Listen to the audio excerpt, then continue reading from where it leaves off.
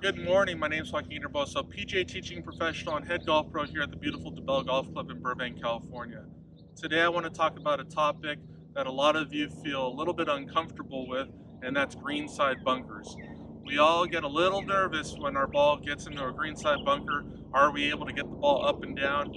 Or simply, can we just get the ball out of the bunker? Well, hopefully after today's video, you'll see the steps that we take to be able to consistently get this ball out of the greenside bunker every single time.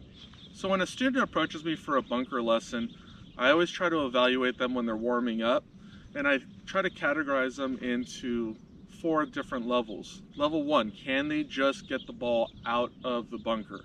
Are they able to make a swing that is aggressive enough to get the ball from greenside bunker to on the green, or just out? Level 2, can they hit it at the right height? A lot of greenside bunkers have high lips, so just executing the shot alone isn't enough. Sometimes we have to hit it with the correct height to get over that lip. Number 3, can they produce the correct rollout? Sometimes we need the ball to roll out a lot to the flag. Sometimes we need the ball to roll just a little bit because the flag's really close to us. And level 4, can they create the spin on the ball to either check on the green or check and release? So once I see my student hit their shots and I can kind of figure out what level they're at, we start talking about what are the concepts to being able to hit a good bunker shot. So number 1 is the width of the stance. You want to make sure that your width is just outside shoulder width apart and that we're digging our feet into the sand. Now this is going to help for a few reasons. This is going to stabilize my body, it's going to get me lower to the ground, and it's also going to help me feel how much sand is in this bunker. Is it compact? Is it very fluffy? These are the things that I want to have information on prior to hitting the shot. So with my feet dug in and with my stance nice and wide, this is going to allow the club to bottom out 2 to 3 inches behind the ball, catching more sand than golf ball. Step number 2, I want to feel my lower body and the center of my body a little bit to the left. Now I'm placing about 65-70% of my weight towards my front, and you'll notice how I say lower body and center of my body and I don't say upper body, because if I turn my upper body and I put it 70% to the left, you'll notice now my angles are all cockeyed and it's going to cause a lot of issues bringing the club down into the golf ball. So you want to make sure that it's only the lower body and center of my body to the left, but my upper body is staying back.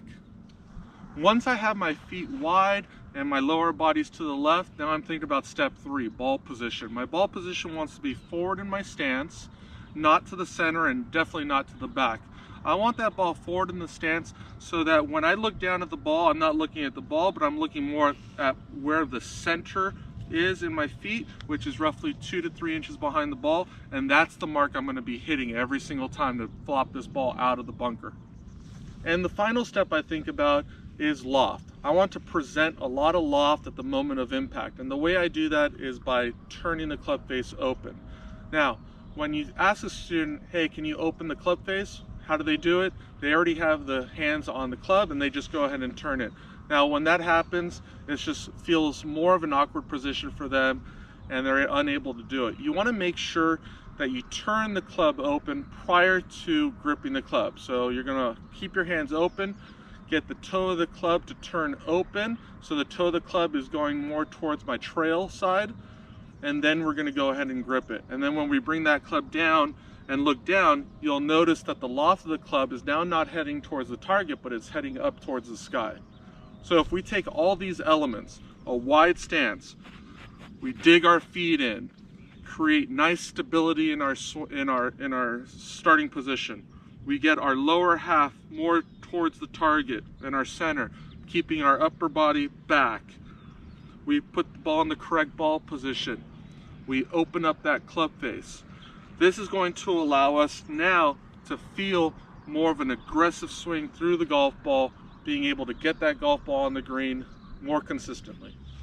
So now that I know the steps I need to take prior to hitting the shot, ball position forward, nice wide stance, digging the feet, presenting loft to the ball, I want to have an idea about what I want to accomplish in the shot. And the way I do this is I think about the sand. I think about trying to get the sand to the green.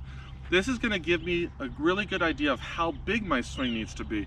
If I take a small swing, the sand just barely gets out of the bunker, or not at all. Or if I stop my progress through the shot, the same thing applies. I want a nice big swing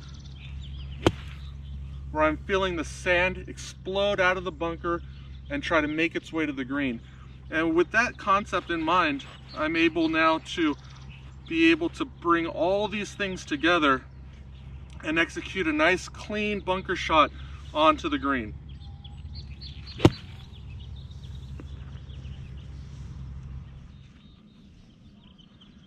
Guys, thank you so much for watching this video. I hope you enjoyed this lesson on greenside bunkers, and I hope you take these steps to help you improve your game with greenside bunkers.